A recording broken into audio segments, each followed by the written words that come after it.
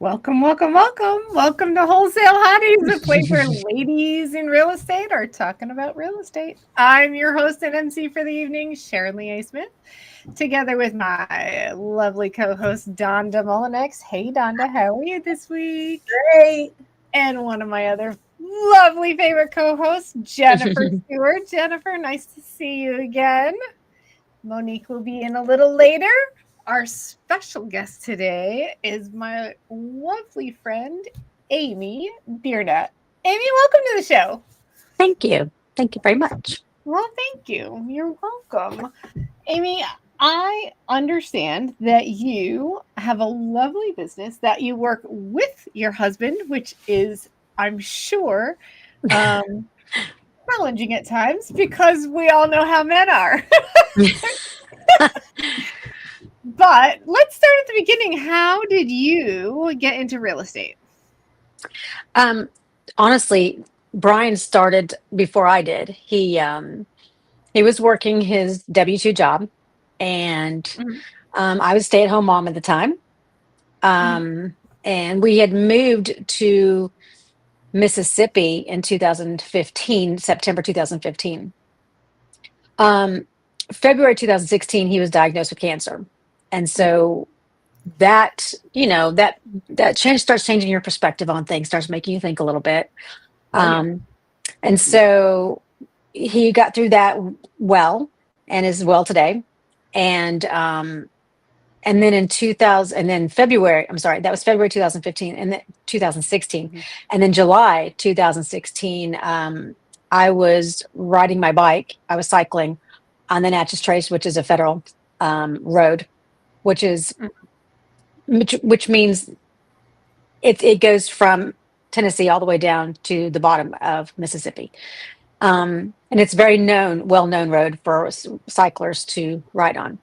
But I was riding, and I did that religiously every morning for about 2 hours. And I was hit by a car from behind. Oh, wow. I didn't know that. So that, again, another incident that that just really, rocked our world. Really got us thinking, like, what do we need to do to make sure that we are really looking out for each other? Because he had something that, if something were to happen to him, what would I have left? Like, what would I have? And then something happened to me, and we started thinking, if something happened to me, what would he have? So that really got us thinking about our future with each other, but also what happens without each other. In general, like, what do we have? Our kids at that time, we had one in college, we had two still at home.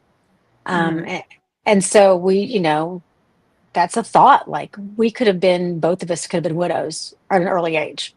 Really. I was 43 at the time.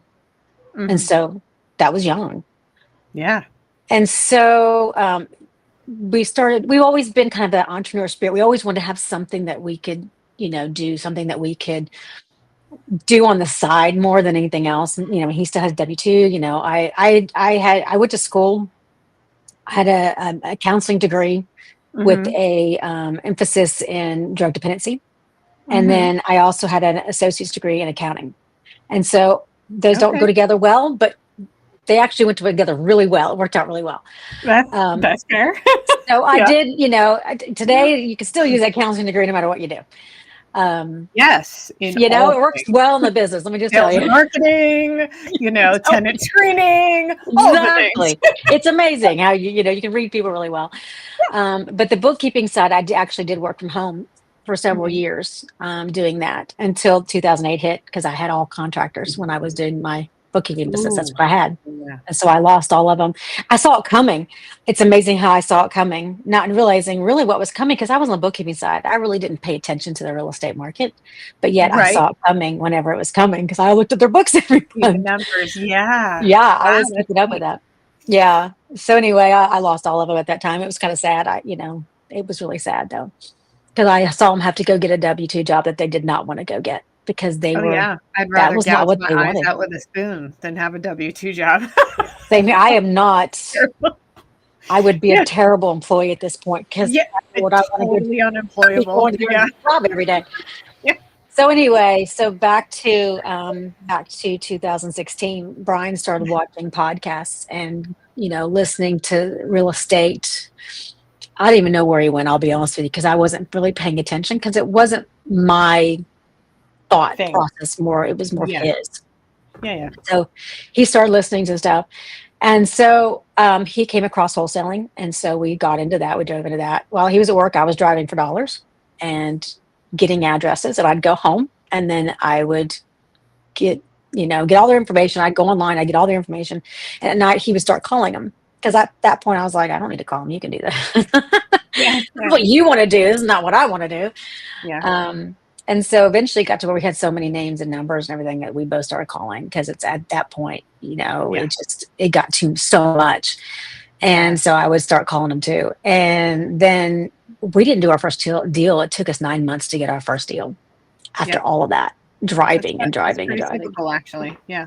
Yeah, it was a lot, which was great because once we started, they started coming around at that point. And then we started doing some postcards and marketing and stuff like that. But then once we started to figure out you can do other things like fix and flip and all these other things. So we started, getting it. And I was actually, because he was still working. So I would be doing the fix and flipping part. That's when I found out I really did not like working with contractors because we didn't have good ones. Yeah. We didn't have good ones because we were new and nobody was sharing. Nobody wanted to share theirs, of course. So we didn't. That's when I was like, I don't like myself with these people because I had men that did not respect me. I had men that would not listen as part of respect, would not listen to what I asked for, and they would do their own thing. And it was very hard. After the third house with this one gentleman, I was like, I'm done because I can't do this. Yeah. So it was not enjoyable and I'm not doing something I don't like. Right. So I was done with that. I was like, I'm done. You can do this because if that's what we're going to do, I'm not doing it anymore. Yeah. And so we moved on to, that's when Brian started listening to a podcast about short-term rentals. And he said, why don't you listen to this one? And I said, okay. And so I was like 15, 20 minutes in and I was like, I can do that. I can do. Because I felt like just that was hospitality. And I worked in hospitality. I liked hospitality. Growing up in high school and college, I worked at a hospital. I loved it. Yeah. I enjoyed being around people. I enjoyed serving. Yes. And so that's serving. And I was like, okay, that's more along what I like to do. And it wasn't even about designing a house. I could care less on it. Honestly, I just, that is not what pleases me. That does not do it for me. Right. It's more about, providing a nice place for people. And so that's what got my attention. And so we started with arbitrage, which, have a master lease with a landlord. Mm-hmm. And you have the right to sublet that property to Airbnb, Vrbo, your website, whatever you choose, Google Vacations, whatever you choose. And so that's what we started doing. And that's where we grew fast because we did that without having to have all the, having to buy properties because it's, that's takes a lot of capital to do that if you don't know how to do it right. Yeah. How easy was it to find the places to rent, the arbitrage? This was 2019. And what's interesting is at that point, Jackson, Mississippi, there wasn't a lot of it going on. And so we found landlords very easy that were very happy about that. And I don't know if that was just us and the Lord saying, here's a blessing to you, but we had no trouble doing that. That's awesome. I don't know if it's because there wasn't a lot of people asking or what. I don't know, because we had no problems doing that. And I know some areas people say it was horrible for them, but for us, it was not a problem. Was the rental market, just thinking outside the box, was the regular rental market in that time frame kind of down? And I wonder if I wonder if the proposal of this guy's at gonna come point at that point, our area, short-term rentals in Jackson, Mississippi, there was maybe 250 in Jackson alone. Now there's outskirts, but there weren't that many in total in that area. Now there's over 500 in our area. So that tells you that at that point they were low. So it wasn't like everybody was complaining because there's so many and, it's taking up the rental market, blah, blah, blah. So that I think that made a difference too. But also we approached landlords in a way that I think helped too. We approached them and told them, we will be your best tenant. We will pay you on the 30th of every month, not the first. We'll pay you on the 30th. We'll pay you early. Your properties are going to be professionally cleaned every time someone leaves. The landscaping, depending on the landlord, because someone might do their own landscaping, but the landscaping will be taken care of every 2 weeks on the date. Like we're not gonna hold off on that. Like we have to, because our business relies on that. So we really honed in on taking care of their property and making sure that they understood that we had to do this. And so they watched us. They definitely watched us, and then they realized they really meant what they said.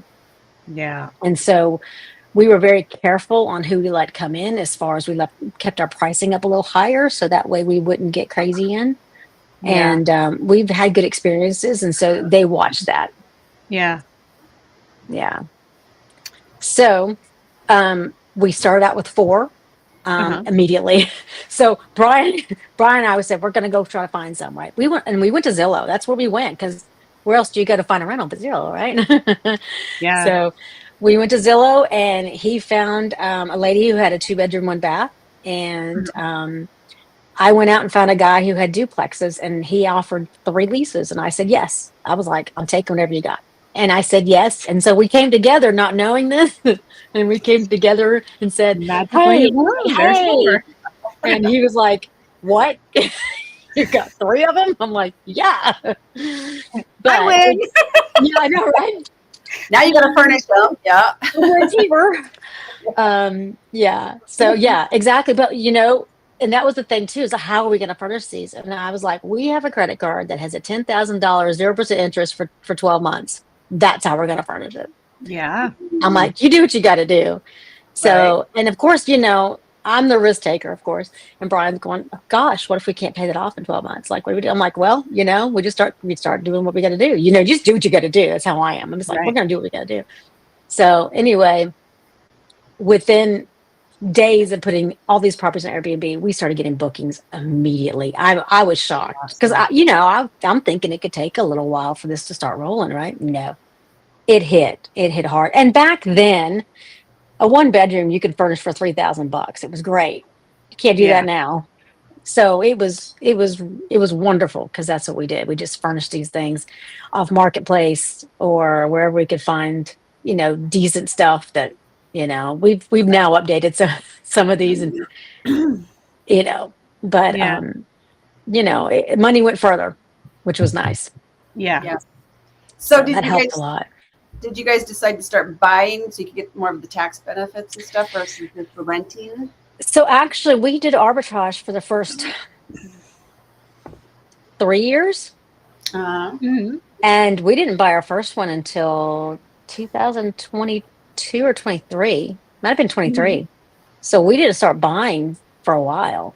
What happened is we got like 8 arbitrage. And then then investors started kind of noticing, as we were talking, we've talked to people all the time. Investors around us started noticing what we were doing. And so we had investors actually approach us saying, hey, I have a property. Would you manage it? And we're like, yeah. Why not? Yeah. Why not? So now today we have 17 not 17 investors, probably about 12 investors. I don't know how many, I'll be honest with you, because they have multiple properties. So we have 12 investors that we manage for. They have 17 properties total. And then the other, what's got to be more than that now? We have 30 properties that we manage now. Wow. And I'd say probably 18 or 19 investors out of that. And we have 7 that are arbitrage, 2 that we own, and the rest of them are investors. Calculate that. You're managing. You know, I have to get a calculator out for that, right? 1 plus 2, that's 9 hours minus 30. So that's 21 and 21 that we manage. Yeah. Because I just treat them like my own. Yeah. Yeah. Yeah. I can't hear you, Jennifer. I can't It's like either. you're muted. It's like you're muted. No. No. Uh-oh. Go and come back. Leave and come back. Yep. Oh no. We've had it happen a couple of times. Not just her. It's happened to me and all of us. I don't know. Really? Yeah. Once in a while. Once in a while. I noticed that she had cut out during the Oh, countdown, okay. and then it ended up rejoining. So Okay. anyway, Yeah. she'll come back. Yeah. What were we saying? What was I saying? I got distracted. Well, So anyway, yeah. So I mean, we don't differentiate. Like literally, we don't sit there and say, okay, well, this is so and so's and this is ours, or we don't. You We manage it don't. the same way. We totally manage them as if they're all our own. And it's interesting because I even have people think that, well, you know, do you like if someone comes to you and needs a place, do you look at your own first? And I don't. Like Yeah. it just depends on what the need is. Yeah. Right. You just So want you to fill those houses. I don't, yeah. And I mean, I have more of a desire to want to make sure theirs are filled before my own, honestly. But at the same time, I don't differentiate. It just, the need dictates the property. It really does. Right. That makes Location. sense. The location. Yeah. Location is a biggie. Yeah. And how many people? And size. Yep, size. Exactly. Mhm. Yeah. Yeah. That's Jennifer, can we hear you now? Yeah. I think you can. Oh, I tested Yay! Yeah. for that. Amy, I'm curious, what software did you guys use at first, maybe? And then did you end up choosing different software later as you built up volume? Oh, good question. So, yeah, very good question. When we first began, I just integrated Airbnb and Vrbo together. And I hope to God not to get a double booking because every now and then they would come apart. That was the Right. scariest. It happened once Yeah. or twice. I remember that. That's horrible. Like that's your nightmare when you're first starting, like for that to Yeah. happen. But once we got to 18, which was way too far, I should have never let it get to 18 to start. We went with OwnerRez. And at that point, that's what I was afraid of, my dogs. At that point, OwnerRez, you had to, it was email back and forth every day. They'd give you homework and you had to do the homework. And then they would teach you how to integrate, like how to set their system. It took over like a month and a half to finally get that done. Oh, They don't do that now. They do not do that now. And thankful that, I mean, but at the same time, I learned their system. I mean, I know the back end, I know the front end, I know everything about their system. Yeah. So in a way, it was kind of good the way we did it, but now they do it all for you, which is great. I mean, it was tedious. And it depended on me because if I didn't do the homework, then like a day or two would go by that I could get to it. Because some days were busier than others. You just can't get to everything all the time. Right. Yeah. It took longer. That's why it took a month and a half because it was dependent on me to get this stuff done. Right. So that's why it probably took a month and a half. It probably only take 3 weeks if I would have done it like bam, bam, bam, everything that they said. But it just took me longer to get it done because of me. Right.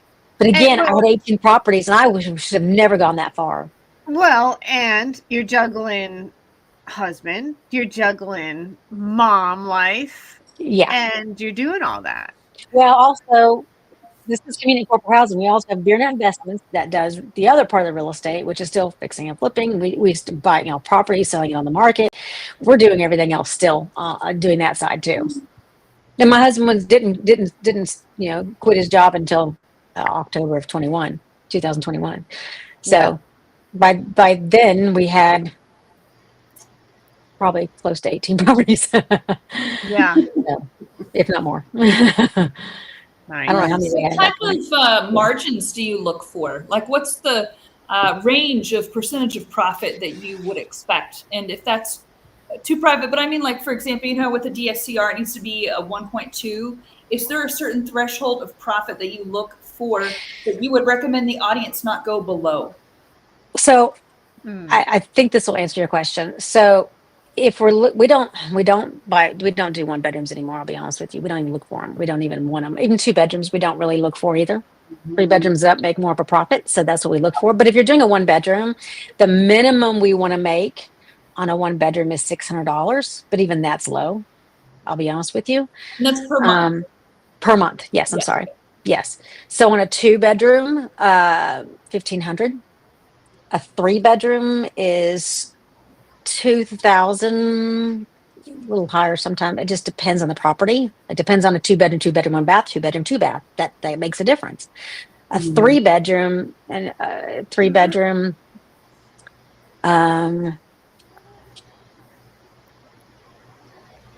I'd say closer to 2,500, and then 4 bedroom and up, just go. Yeah. Just, I mean, is that gross you're talking? Yes. Okay. No, I'm talking net. I'm talking net. That's net. Okay. Yeah, I'm talking net. And is that for midterm or short term for those? It's all, we don't differentiate, I'll be honest with you. So on a midterm, we actually make less than we do in the short term. Yeah. Because we actually offer a discounted price for the midterm because they're staying longer.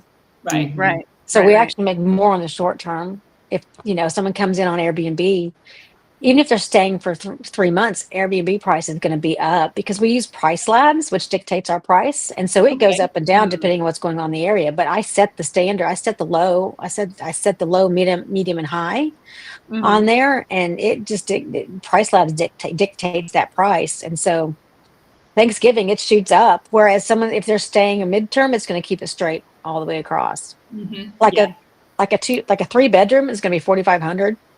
Probably 4,800 now. We were actually raised the prices, but 4,800 all the way across. Whereas someone comes from Airbnb, it's going to go up to 5,000.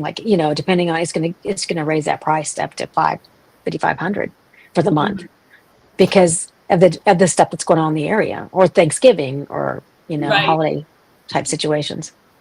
Right. Yeah. So it just depends on what's going on. Interesting. So do you guys find that you put bunk beds in there or hide beds to make?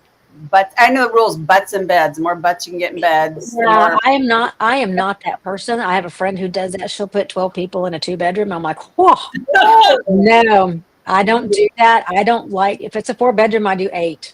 If it's a 3 bedroom, I do 6.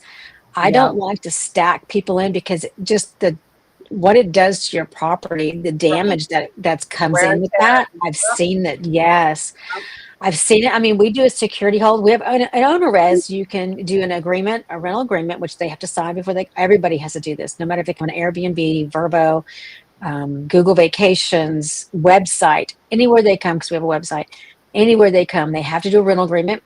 We also take a security hold. So if it's a 1 bedroom, it's 100, 2 bedroom, 200, 3 bedroom and up, it's 300. Now, we can still, if it's Airbnb, if it's higher than that, we can go after them for that, whatever. But, we do that. It seems to keep all the crazies at bay, which is great. So we don't get those, because I've had a couple people say, oh, I don't want to do that. And I'm like, well, you can't stay. And I've had some people say, well, I'm not going to do it. I'm going to back out. I'm going to cancel. I'm like, that's fine. Because I don't want you if you can't do that. Because there's a reason why you don't want to do that. Yeah. Right. So I'm okay with that. But if I lose that booking, somebody else always comes anyway. Yeah. So I'm okay with that. It's not worth losing out on having to shut it down because now you got to go and do a bunch of repairs or something. Exactly. You pay in the long run. Yes. And then for our midterms, we have where they have a $2,000 deposit because they're coming for 6 months plus. Sometimes we've had someone stay for a year. We have a couple people stay for a year, building a house, had a house fire, just all these different situations where they've come for a year and we taken a $2,000 deposit. And so one person, we actually kept the whole 2,000 and probably need another $1,000 on top of that. But we made enough in the spread that it was okay. But at the same time, I mean, they just did some damage. It's like, but we started doing cleanings because of that. That taught us to do cleanings every 3 months if they're coming for a long time. Yeah. And we also get eyes on because we do filter changes, HVAC filter changes. We do pest control every 3 months. That gets our eyes on anyway. But you don't really see it until you get in there cleaning it. Yeah. You don't really see the damage until you're actually walking through it and cleaning it. Yeah. And you said fire, which reminded me that I remember Brian Amy's husband talking to me about you guys getting really involved with being a resource for insurance companies. Yeah. Are you guys still doing that? And how were you able to kind of get that started? Yeah, So, who do you contact? Yeah. So Brian took about a good year actually and went through and found all the, not all, but a lot of the insurance specialists, CRS, ALE, electricity, how you say that exactly. Some of the big names that do insurance stays or insurance specialists, or not stays, insurance specialists. And so what they do is the adjuster will tell, the homeowner, hey, look, call these people. They will help you find a place. They will help you with finding it, helping you pay for it, helping you get through the process. And so he took about a year and just emailed them and called them and just contacted them and let them know we're in Jackson, Mississippi. This is our website. And this is who we are. We're here to help. And after about a year, we started actually getting the emails, because they don't really call. They like to email because they're busy, and in their subject they'll have Jackson, Mississippi, so that way they can go back and find you. Like they'll look up Jackson, Mississippi. And so that took a good year though for him doing that. Good for you, but it guys. paid off. That's really awesome. It paid off. Yes. And so that's all you do, honestly. Yes. The fortune's in the follow-up, ladies. Let me just tell you, it's and a lot of people might give up, but continuing to do, and he's still today, every week, once a week, he sends out an email to all the same people and anybody else who we get a phone call from or an email from saying, do you have a property? Even if it's, sometimes they get them and say they're in Minnesota and they're looking in Minnesota, but they don't realize we're in Jackson for some weird reason.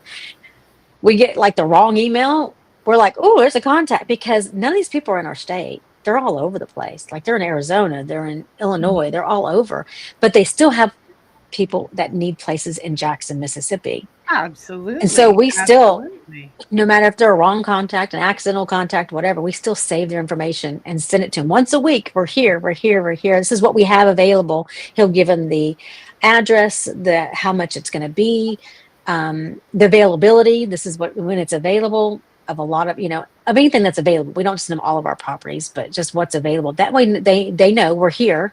Just something to keep them fresh in mind that Jackson, Mississippi has availability. And this is who we are.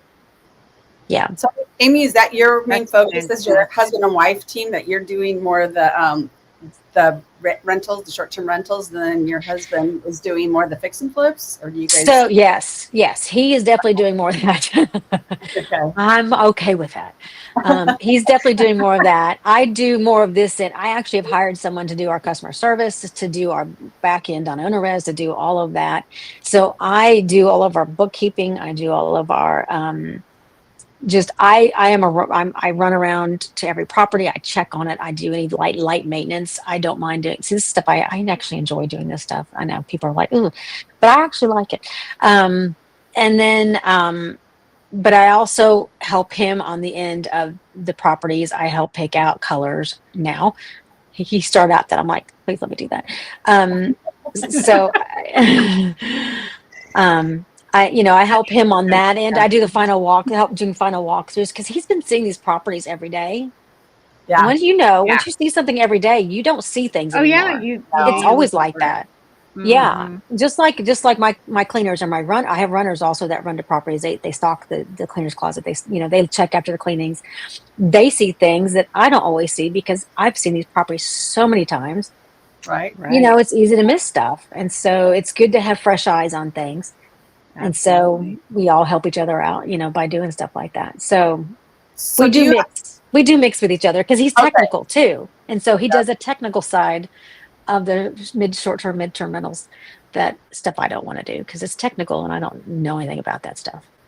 What's the farthest distance you guys have properties that you'll manage?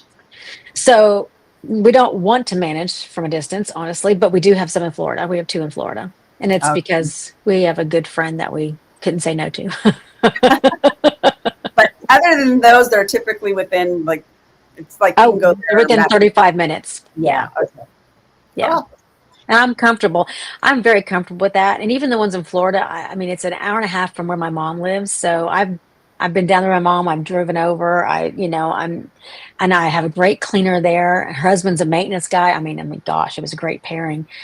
And I just found her by going on Airbnb and asking somebody who had great reviews, who do you use for your cleaning?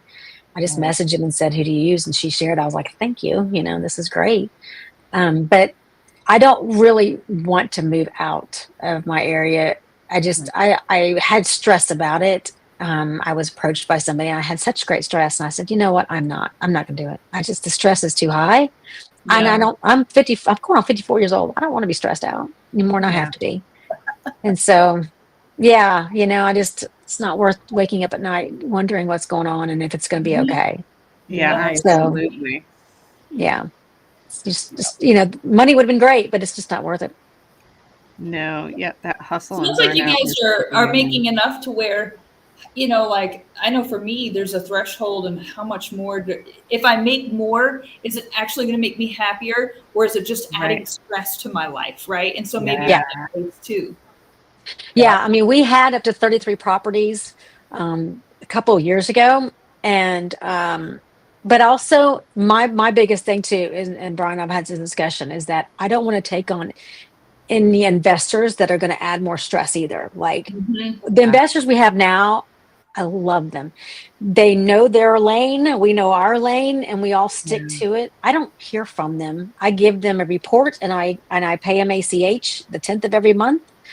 And it's a beautiful relationship, and they know that I'm doing the best I can with what I've got, like with the economy that we have, with everything in me. I am doing the best I can. They know that. They don't question me to say, are you sure your pricing is right? Are you sure? They're not asking me questions. That's good. Thank God, because I am like I do. I mean, I go to Price Labs every day to make sure I'm where I'm supposed to be on these properties. Every single day I go to Price Labs and make sure, like I am 100%, trying to make sure that these things are where they're supposed to be. And my investors don't question me. And I'm so happy. I mean, we have one that I don't ever hear from. Like, I haven't heard from since I took his property, because he's getting his money. I think he's happy. You know what I mean? And that's, and even if he's not, like, he didn't get money for the first 3 months we had it, because he knew it was going to take some time to get it going, because it was kind of a little different, because it was a 1 month minimum because of the situation of his house, where it was at and everything. It was a 1 month, it's 30 day minimum, I should say. Sorry. Right. 30 day. And he knew that. So he knew that going in, it was going to take a little bit, and he didn't get upset. He was just like, okay, you guys know what you're doing. I was like, thank you. I mean, not everybody has that perspective. So true. Right. So, And so the investors we have, I cannot complain. I cannot complain, because all of them have been super. And I don't want to take on anybody who's going to be micromanaging me, because I don't do well with that. Is that what made you go from 33 and then down some? Yeah, because they were micromanaging you too much. I just felt like we weren't on the same page maybe morally. And I don't want to do that. Yeah. Brian and I have built a good name, and I don't ever want to hurt that. And that's important. You all know that in this business, your name is everything. And if you jeopardize that, then it can just tear you up to where you have nothing. Leagues you can play in if your name does get torn up, but I don't want to play in those leagues. Yeah. It's a league of snakes, and I want to be where the good people are. And I know that if I want to be where the good people are, I need to be a good person, because I don't want to go play in the league of snakes with snakes. Yeah. Right. Yeah. I don't want to. Yeah, and that's exactly where some of these people were. And I was like, no, I didn't know that. Like when we started with them, you know what I mean? I would not have done that, and it just didn't. It was like pulling teeth to get them to do something for their property, and I'm like, I just don't want to do that. Like, if I need you to repair something, I need it repaired. Right. Yeah. I just not how this business works. So, and that's just how the short term, midterm properties, you have to keep them 100%. You have to keep them as best as you possibly can. And if you don't have a landlord or an investor who's willing to do that, then it won't work. It won't work. Yeah, so you don't want to work with those slumlords. You're like, no. Yeah, exactly right. So if you're arbitraging with something like that, it's not going to work. So you have to pick the right person for the landlord for that too. Yeah. Did you make a I'm hoping. contract to ensure, like, is it in your contract, like, hey, there's a certain threshold where this is the expectation? Yes. So on the arbitrage, we did have it in there that if it was under a certain amount of maintenance, that we would just take care of it. But if it was over something, and if it was major, like, HVAC or whatever, then they would have to definitely cover it. And so ours did not have a problem with anything that we put in there. They didn't red tape and red mark up our lease. I think the one gentleman actually had us use his lease, but we kind of put some stuff in there to match what we wanted, and it worked out perfectly. So it wasn't a problem. It wasn't a problem at all. So Awesome. yeah, What it just was made him feel better.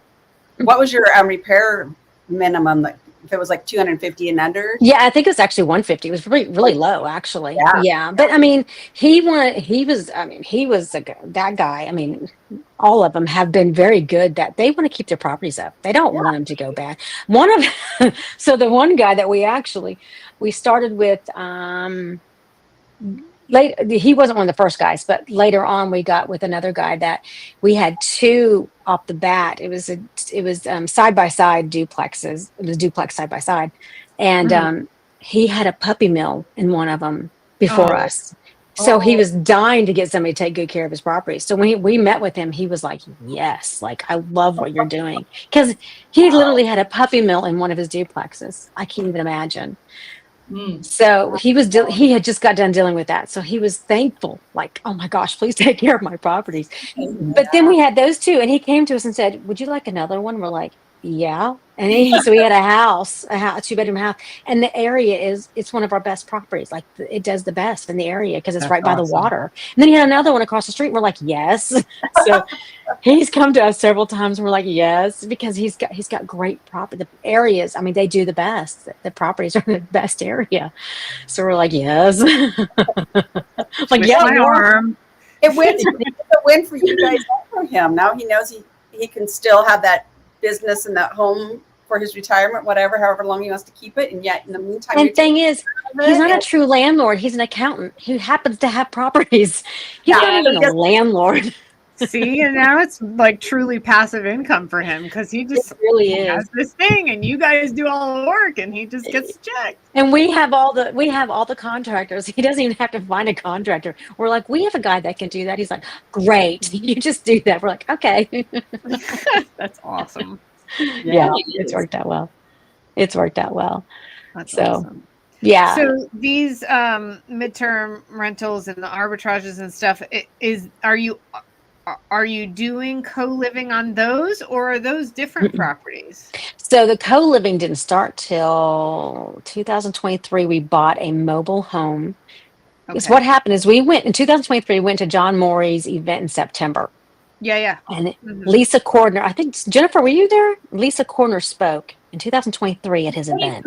I went to, what was it? Well, you were there at the event with Tom Olson there in 2023. And then, but I think John Morey's event was really close or something like that. It was, they're always really close together time-wise. Yeah. So in 23, in September, we went to John Morey's event, Southern Charm. I can't remember the name of it. Southern Charm. Yeah, and Lisa Cordner and her husband were there, and they spoke on co-living. And we were like zoned in when she was talking about it. Oh yeah. And we couldn't believe the numbers she was getting for just the property she had.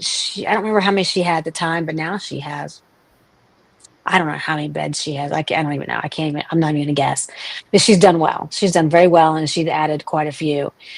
But we asked her so many questions. Well, we just were glued to her when we were there, and she was so gracious to us to answer everything all the questions. And then afterwards we were texting, Brian was texting her, I was talking to her. I mean, we were just, that's when we said, we have land out. It's not really a mobile home park because there's actually houses there too. So it's kind of a hodgepodge park, but at the same time, it would allow it. And so we were like, we're going to do this. So our first one it was a mobile home that we converted from a 5-bedroom, 3-bath to a 6-bedroom, 3-bath. We took the dining room and closed it in and made another bedroom. And that was our first one. And We've had it for just over a year, and it's done well. It's been making money. It took a little bit to get it started because it's a rural area. It's in Florence, which is about 20 minutes outside of Jackson, but it's done very well. We're making money every month. So I mean, that was our first to get started, and we thought, well, if we can do it in a mobile home, we could probably do it anywhere. That was our thinking. Rural too. I mean, it's not like it's out in the middle of everything. It's kind of off the beat. It's not off the beat. It's by a main road that comes into Jackson, but it's not by major shopping or major industrial work areas. So we thought, okay, people are willing to drive in, then this is great because there's not a lot of co-living areas in Jackson right now. We have 3 right now. And there's one other one in South Jackson. And I thought, oh gosh, I wouldn't stay in South Jackson. So we're really a good option for these people because we're in Florence and North Jackson. So that's good. And then we're actually rehabbing that property right now that's almost finished. And so that'll be our 4th one. So, and then the one that we don't have it on pad split right now. It's a 7-bedroom, 3-bath. And that one actually we haven't really put on pad split. We kept it off because we have a lot of business that come in and they rent it out, and it's done better than putting on pad split right now. So the other ones are on pad split, which is like Airbnb to furnished rental. So we have 3 of them, 2 of them on pad split right now. The one that's not, it's a rehab still, so it's not ready yet. And then we have a 4th one that's a 7-bedroom, 3-bath. That we've just been running out to businesses. We have not put on pad split yet. Yeah. Because it's just done so well by itself so far. So it's an option to put on there. We just haven't done it. Yeah. So with the 7-bedroom, how are you renting it out to businesses? So we have it on Zillow. And people find it on Zillow. All of our properties, by the way, are on Zillow. All of them. And it's on Zillow as the midterm price. So that way businesses can find us, insurance specialists can find us because they go to Zillow first. They don't look anywhere else but Zillow first. Oh yeah. Even if you're in their system, they go to Zillow first, which I never understand, but they still go to Zillow first. Yeah. That's a good tip. Yeah. So if you want to do that, like I put a picture, the main picture is your best picture, and I put furnished. And then I put the midterm price, which for us, a 3-bedroom is about $4,800. And then I put all the midterm, like $2,000 security hold, $500 cleaning fee. If you have a pet fee, if you have that, I mean, you can go up to like $750 a month or $750, whatever you want to do for your pet fee. That's up to you. Or you can just do a pet rent. I mean, you can make it a monthly fee. I know Tom Ely does that in Memphis. He does a pet rent. He gets it too. So I haven't done that yet, but it's an option. We just do a flat, non-refundable fee for the pet. I usually do that too, but that pet rent's interesting. He does good with that. Yeah. There's a lot of options there. Yeah, and I guess you could do both, a smaller, like non-refundable fee, and then the monthly fee. You can. Yeah. There's a lot of options with that. Yeah. He makes good money on that. Rules for your co-living, like men only or one's women only? We don't do that. We have it mixed and we haven't had any issues with that. I just have no guests allowed and no overnight guests allowed. Yeah. Now, I've had some people break that and we've had a talk because no, you can't do that. And it's a violation. So they can be forced to leave if they do it again. So there's a reason for that. Like we had one where a guy had his daughter stay the night because she was visiting. It's his daughter, and I'm like, no, I can't protect your daughter. Right. I'm not comfortable with that. I can't protect your daughter from anybody else in that house, and I will not be liable for that. So I make a very serious, conversation about that. I don't play around with that, especially with children. I do not like that. Yeah. So. Go rent a hotel room for a couple nights and take her swimming and play at the hotel. I know. I'm like, this is not a game to me. So I'm like, do not violate the rules. They're there for a reason. Do you have a camera within side of those, like the kitchen? We have a camera on the front and the back. I don't have any inside. I don't do the inside cameras. I just feel like, I don't know if I'd like that if I lived there. People watching me inside. I just don't know. I haven't felt forced to do that. Like somebody's stealing my food all the time or anything. You haven't had issues like that? I haven't had any issue with that. No. We did have one guy that did get arrested someplace, and then he just stopped paying. We didn't know why. Found out he got arrested, and that's why. But I don't know what he did. So it wasn't at our house. It wasn't did anything to do with our place. He did something somewhere. So I'm like, okay. When the guy staying in the house said, I found out he got arrested. I'm like, well, that's why he stopped paying. He's nowhere to be found. Wanda, was it you who had the Golden Girls co-living? No, Yeah, that's what I haven't heard of that. I was talking about doing Golden Girls here in Surprise at our house that we just subtoed, and it's a 4-bedroom, 2-bath, and we're like, this would be a great home. That would be awesome. Open concept. They could quilt together or whatever. You know. Love it. I love it. Yeah, that's great. I do like that. That's a good idea. I think I think that would be, I could see that being a really big need. Mm-hmm. Oh, I yeah. really can. Oh, yeah. Like, my dad passed. My mom talked about how lonely, especially in the evenings. And I have a friend that's going through divorce, and she's like, I'm really lonely. And, it's just if you want to go and be by yourself, you have your room because you don't put other people in there. And then if you want to go and do a craft or have a movie night or whatever, then you have friends right there. Yeah, I think that's great.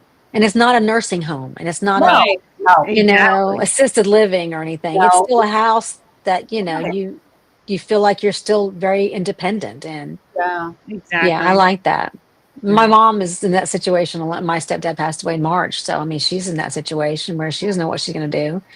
Yeah, she doesn't want to come with us probably because we're probably too much for her. I don't know. She knows we're always going. She's like, you're so busy. And I'm like, I'm really not, but I am. I don't know.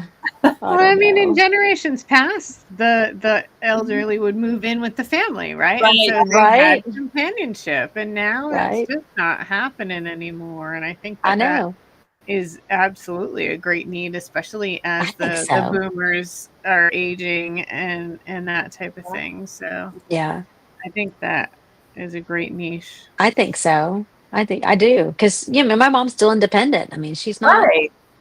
She's still taking great care of herself. She gets around great, so it's not like she's not, doing well. Right. Yeah. Yeah, I think that's a good idea. Maybe I should tell her making a house for her and her buddies. Right? Right? Exactly. Run out of your rooms. You don't like them, kick them out and get another one.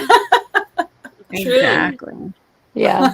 We have a question from the audience. How are you going to handle Zillow's ban of private listings in 2026? I didn't know Zillow Explain that. What is it? Yeah. What's a private listing? I don't know what that would be.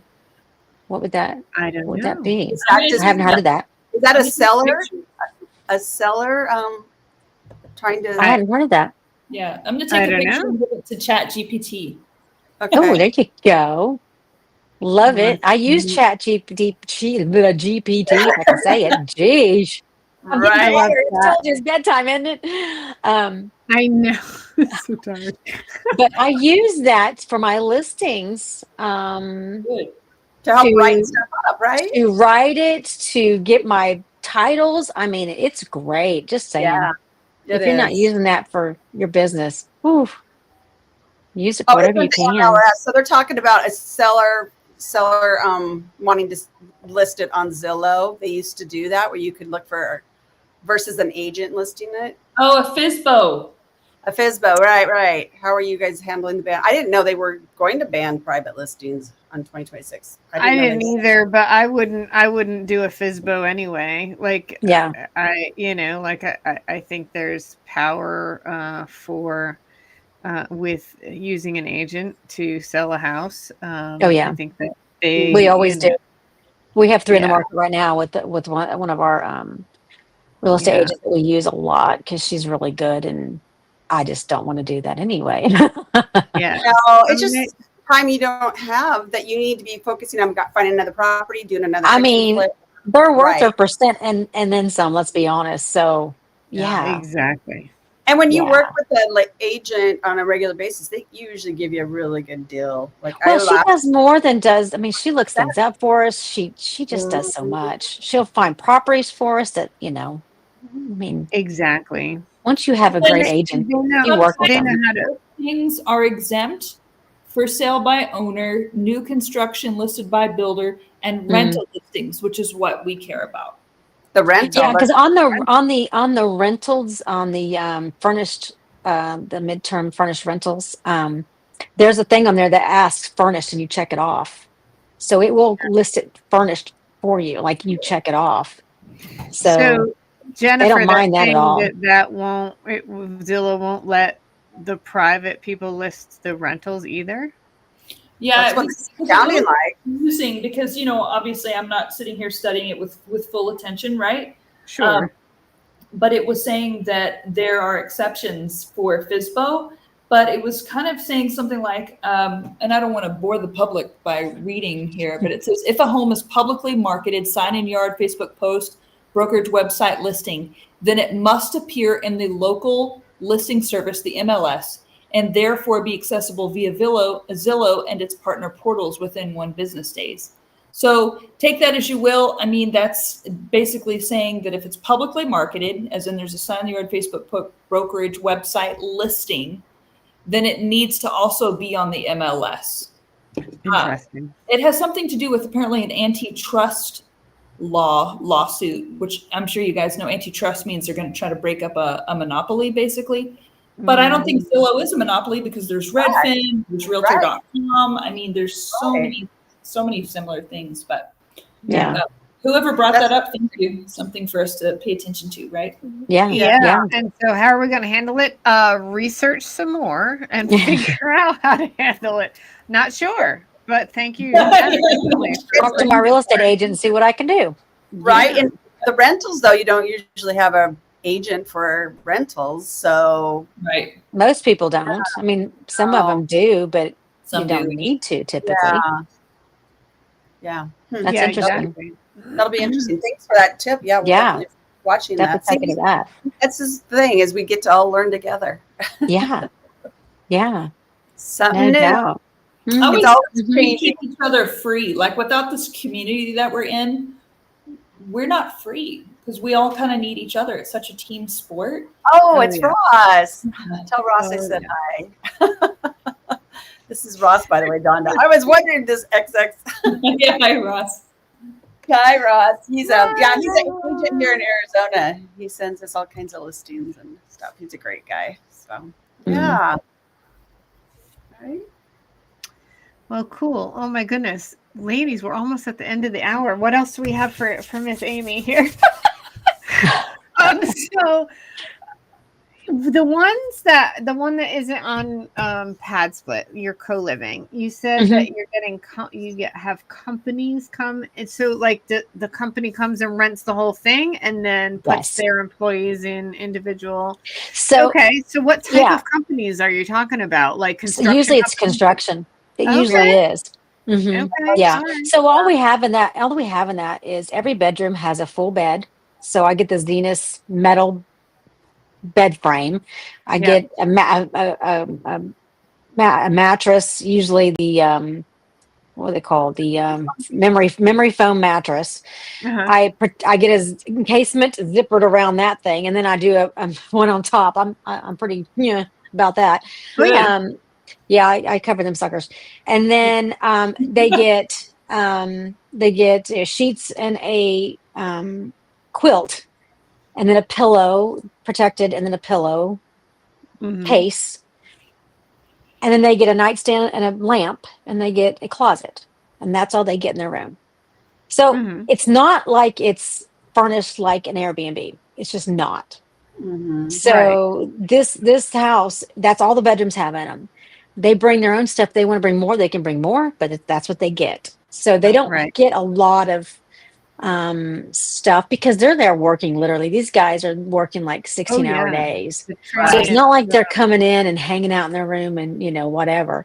Now this property does have, and most co-livings don't, but this one does have living room furniture because it does have a TV. Most co-livings, our other ones do not have a TV, does not have a living area, does not have a couch, but this one does, and couch and chairs.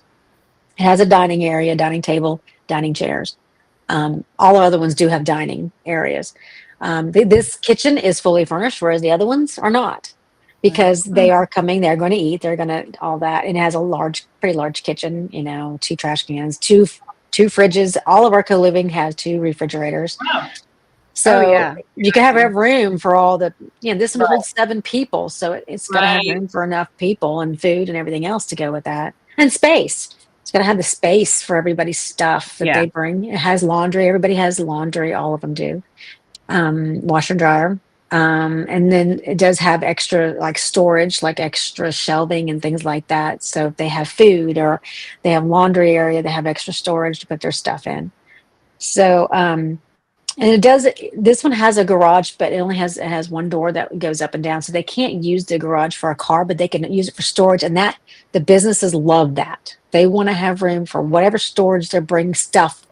I don't know what they're bringing. Every business is different, but sometimes they have tools. Sometimes they have just stuff, and they just love the garage for that reason. So that's a big bonus when they come. Yeah. So that helps a lot. And in the back, they always have grills. They like their grills. So they want to cook out. And so they have that back there. This one has like a gazebo in the back. They love it. So they get to sit outside and just chill a little bit, which is good. They love that part. Mm-hmm. Yeah. Nice. Yeah. And of course, parking in the front, you have to have enough parking for at least 7 cars. So that was the property. That's what we look for in a property is we have to be able to make sure there's enough parking so where the neighbors aren't having a fit and everybody's happy. So we have the driveway and of course, additional gravel throughout the whole front for enough cars that can fit in there to have 7. And then when you are looking at a property, you got to make sure your ordinances fit this amount of people too. Right. Like we can have 8 to where 8 unrelated. Yeah, I said is in there. Unrelated individuals that can stay there. Yeah. So your ordinance have to fit what you're wanting to do. Yeah. And make sure you go where you're wanted. There's a opportunity up in another area. I just know that neighbors are going to have a fit. So it's like, why bother? Just don't even bother. So it's not even worth it. The house is wonderful. Everything will be perfect, but it's like, I'm not going to do it. Just not going to. Is that why phone calls? It becomes a hassle when your neighbors start, reporting you to the city, and then you gotta, it's not worth it. And then you're gonna have to pivot when you don't want to pivot. Exactly. You're gonna have to do something. I'm gonna have to sit around and sell it. All your money and you're setting it up this way, and then All you're screwed. furniture. Yeah, no point. Yeah. I already have a storage unit. Yeah. Is that why you're using the pad split on the other ones, because they do have issues with how many people that are non-related in the home? Okay, these do not. I'm just using pad split because they'll do the background check. They'll do all the financials. I don't have to do any of that. So that's a bonus for me. I don't mind dealing with the people. I don't mind, going in and making sure because I have cleaners that can go clean it. We clean it every 6 weeks. We clean the common areas. We don't clean the bedrooms. We clean the common areas, and that's it. I have a cleaner that can do that. The turns, we can deal with that, but I just don't want to deal with the financials and the background checks. I want them to do all that for me. Yeah. Yeah. And also with the pad split, are you like, if they're responsible for the room, there's like a vacuum and mop and broom and that kind of stuff that they all have access to. Got it. Yes. I provided all of that. That way there's no excuse. Right. Yeah. Exactly. Right. Yeah. Give no excuse. Cool. Yeah. Wow. That was some good information. Yeah, absolutely. Go Amy, with thank me. you so much for coming on. I know. I really Monique never got to ask anything. Is there anything No, else in there? I know, Monique. But you guys may have already answered them. So the last thing I want to do is make everybody put through that again. But I'm sorry I kept coming in and out. I was having some problems with the internet, and then couldn't hear sound, and then just phone was ringing, that sort of stuff. So No worries. We're glad you joined us in the last minute. Good to see you. All right. Well, Amy, thanks for coming on, and I hope you all have a lovely week. We'll see you next week. Thank you. Yeah. Sharon. Bye. Thank you, everybody. You're welcome. Bye.